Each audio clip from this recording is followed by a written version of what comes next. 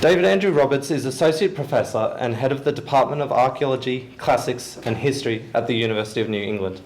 He teaches a variety of history subjects and administers a large postgraduate program that specialises in the study of early Australia. Since 2003, he has served as the editor of the Journal of Australian Colonial History and formerly co-editor of Australian Historical Studies from 2017 to 2021. His research ranges across a variety of concerns, but he is best known for his work on the history and legacy of Australia's convict past. His current research is funded by an ARC Discovery Project grant titled Inquiring into Empire, Remaking the British Empire After 1815. Oh, thanks. Sounds most impressive. Okay, look, I suppose 15 minutes I think I've got. So my brief is to recount some examples and trends in the field of biography and life stories pertaining to convict history. And of course it's fitting that we do so with thoughts of Patricia and Babette, who were both dearly missed. Hamish will follow this with some thoughts on how convict biography is being revolutionised by digital technologies and methods, and in many ways that gives him the more pertinent task. Because the digital turn in convict history is indeed revolutionary, as we're starting to see now. And in fact, it is pretty much impossible to separate convict history and convict biography from the digital. Nevertheless, to advance our proceedings, I'm going to give a few observations on the pre-digital history of convict biography in Australia.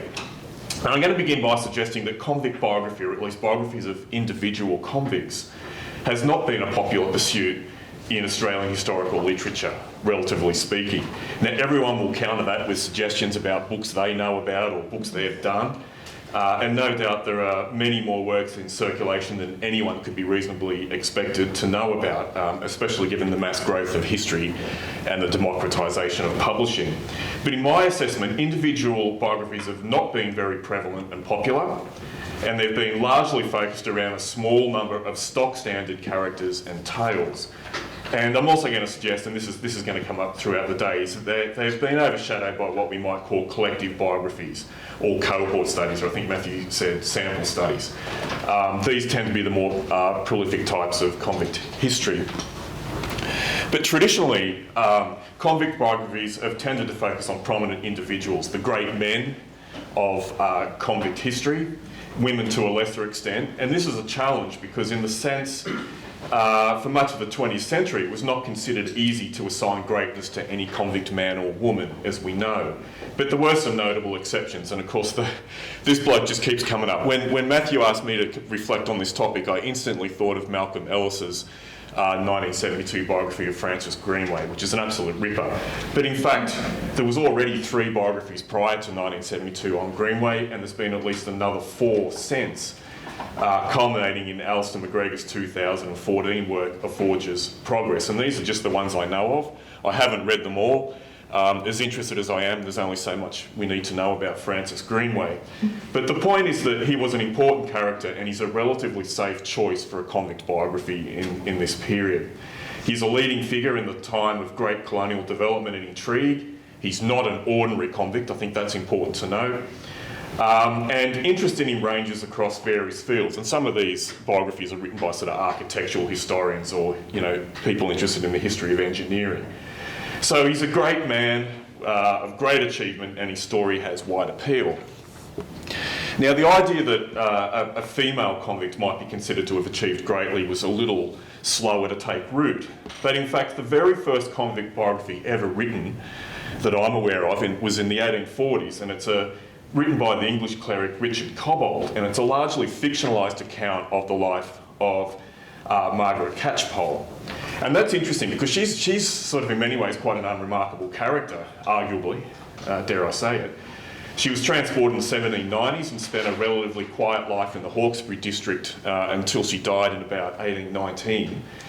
She did, however, write a series of letters to her families which have survived. And on account of that, she's regarded as one of the great sort of pioneer working class female writers of this period. Cobbold, the author, had a personal connection with Catchpole's family.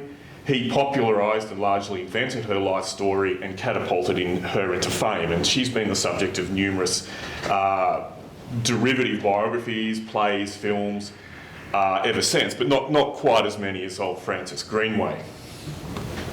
If there was to be an equivalent of Francis Greenway, it would be Mary Bryant. She gets first prize for the most endearing female convict story in terms of biography. She's a young Cornish woman transported on the First Fleet, and she, of course, escapes from Sydney in a fishing boat and sails 5,000 kilometres to Timor with her family.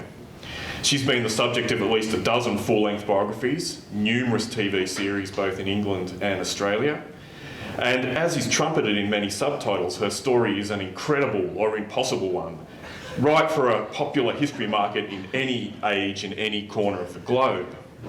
I think there's a universal primal appeal in this sort of survival narrative. And in this genre, Mary Bryant is the epitome of resilience and resourcefulness in her desperate pursuit of freedom.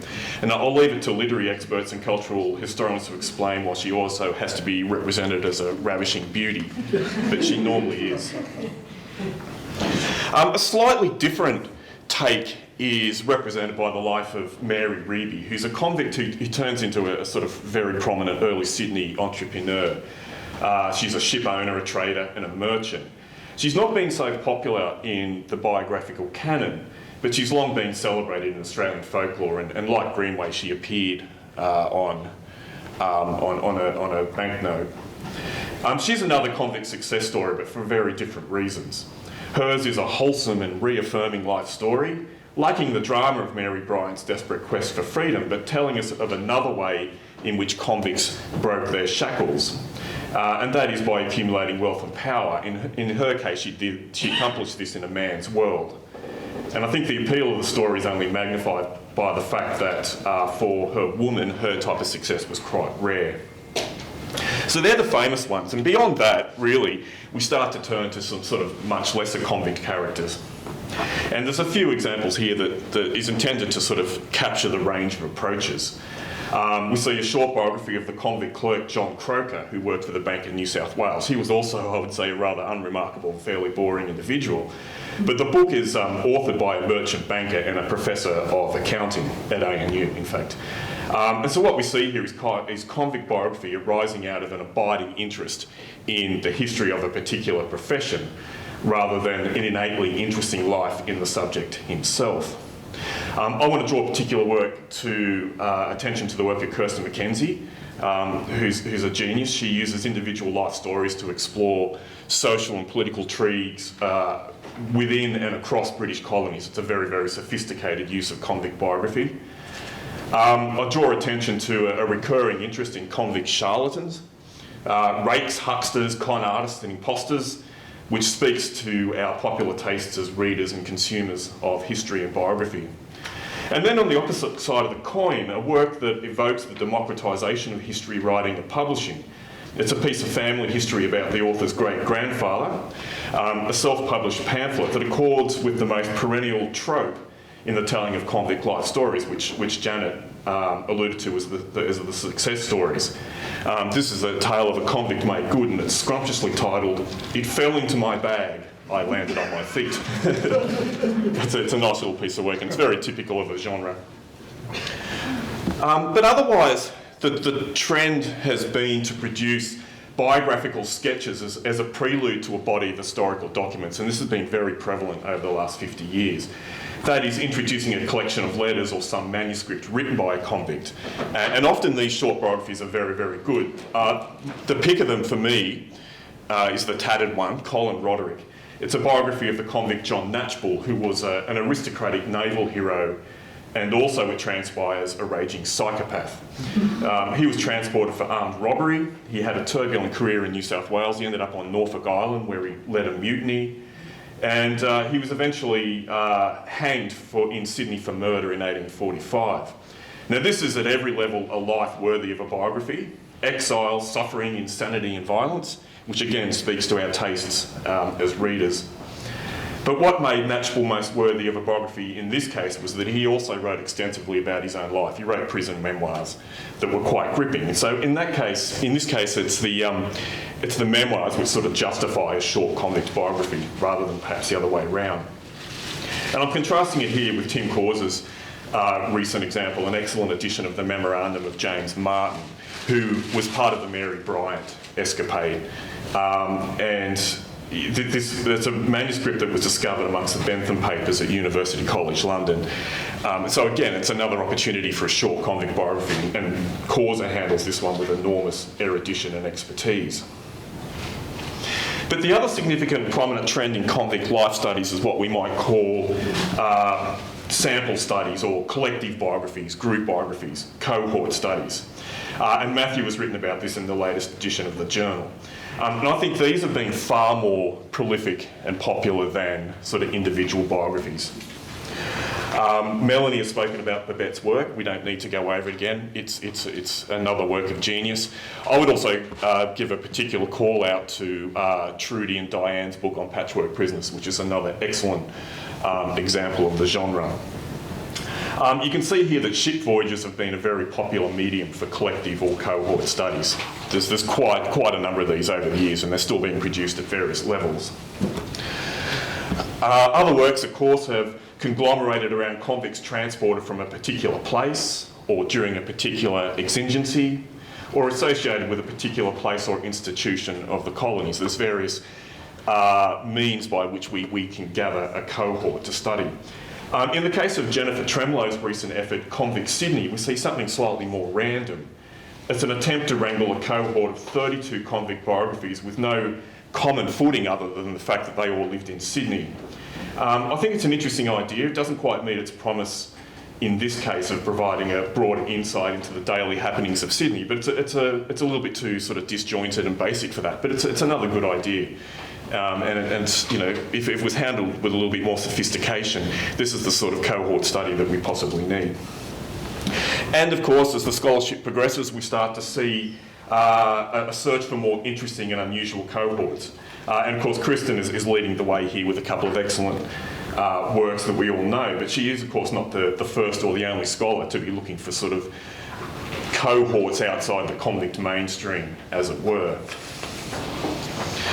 Okay, so I've made a few very basic points here. I think relative to the greater body of historical literature on Australia's past, biographies of individual convicts are rare. It's not a preeminent genre. Individual biographies are mostly focused on a small number of great men, some women, and there's been much repetition and recycling in that regard.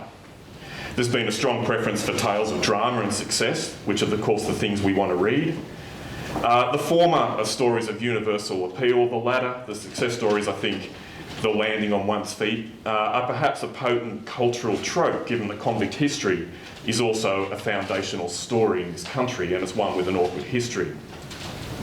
But convict life stories have probably found their normal home in group biographies and cohort studies.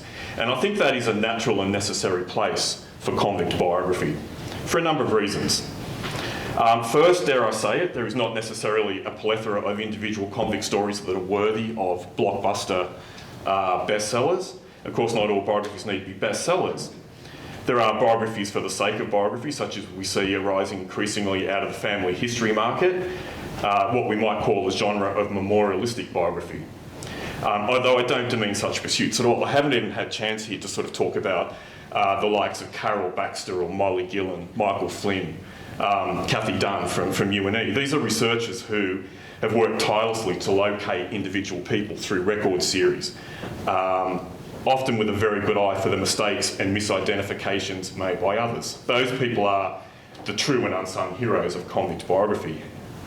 But if we're looking for biographies that pivot around exceptional and instructive adventures, amazing lives lived amid novel and incredible circumstances, then perhaps that's a problem.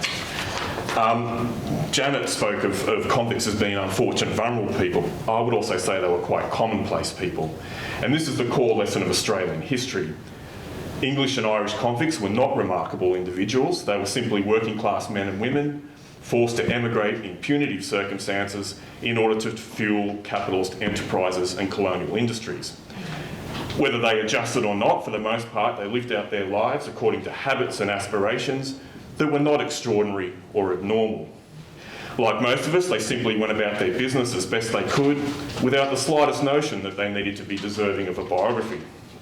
And so the need to interpret and understand their lives and to tell their stories is our fascination, it's our passion, perhaps it's our delusion. So what we're doing here today is sort of trying to work out how we do that. I think we've seen that in the trajectory of the literature, we can see that the individual and the collective are symbiotic when it comes to life stories of convicts. We can best understand an individual convict within the broader demographic trends and the collective experience of a greater body of people. And increasingly, this is where big data is going to come into play.